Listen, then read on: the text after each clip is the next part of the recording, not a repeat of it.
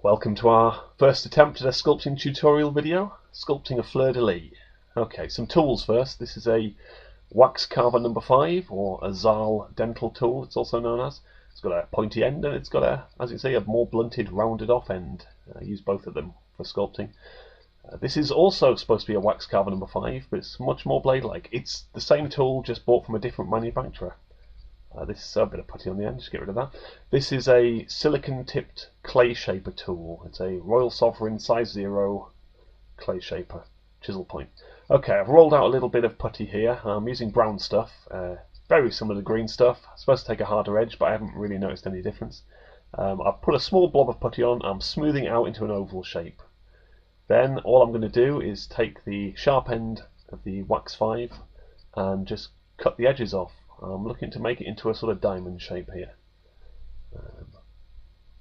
You'll notice from time to time that I'll take the tool or my finger away from the screen. I'm probably at that point just touching it on the edge of my nose, because the oils that come from your skin around your nose and that are actually really good at smoothing putty. Now it sounds disgusting, but it works, and you use what works. There you see, I've just done some there.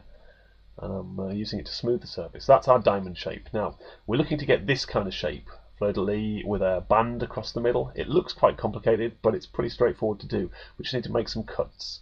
So I make some vertical cuts there. They're the two biggest cuts you have to make into the surface. Alright, then a couple of smaller ones up from the side. And then near the bottom, 2 more. And then right next to those, I'm going to make a couple of smaller cuts. There we go, one there, and one across to the other side. Okay, we've got the basic shape already, but we're going to start putting in the banding. 2 tiny little dits there, and then we'll go across from side to side. Now, basically, that's it done. From here on, everything is tidying and smoothing and shaping. So here we go. We've got the blunt end of the wax carver 5, and we are just starting to shape it now. We're dragging everything down, just pulling those down, trying to curve them around. Do the same to the middle. Now you've got to notice here that you see the putty is still very soft. It's very fresh, very soft. So you've got to be quite delicate, quite gentle how you do it. If you push too hard, it just smushes everywhere. Alright, so I'm starting to shape the lines there. Okay, again, still using the wax 5. Alright, again, basic shape, starting to come into play now. Now, switching now to the silicon clay shaper. So this is a Royal Sovereign size 0 chisel point firm clay shaper. Very good for just smoothing and shaping putty. Just tidying up the basic shape at the bottom here with it. It makes a big difference. It's a very useful little tool. I wouldn't be without one. Alright, and I say keep moving it off the screen because I keep touching it to my nose just to moisten it and give it a bit of effectively grease to smooth it up. Alright, and the surface is starting to get tidied up there. Now, what I'm actually working on here is a shield made out of brown stuff putty that's already cured. The shield itself is already hard.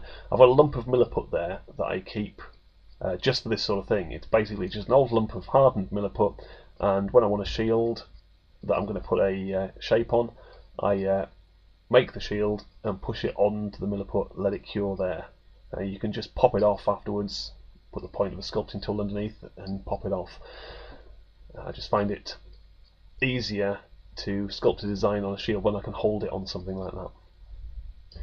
Okay, here what I'm having to do is cut away some bits from the edge. A little bit too much putty there, so I'm just using the sharp blade of the thin wax carver number 5, and I'm just cleaning off the edges, just slicing it away, getting rid of the excess putty. Again, this is easy enough to do because the shield underneath is already hard, it's already cured. Okay, back to the clay shaper now. Silicon, just you see the lower half, the lower portion is roughly in the right shape, so I'm doing the upper portion now. Now, doing the best I can here, but it's actually really difficult to do because I'm attempting to sculpt it while looking through the viewfinder of the camera, and that's not easy. So I'll get it as clean as I can, but then I'll probably take it away for the last few minutes and just get close up and do it, and then show you how it looks at the end. So that's the basic shape, but I'm going to keep working on it. Here we are. I'm back after about 5 minutes of tidying it up. Again, just the same thing, just keep poking and shaping and tidying up.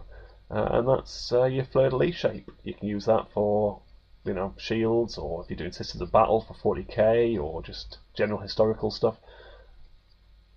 Looks complicated, but it's really easy to do. So hope you enjoyed that. Thanks for watching.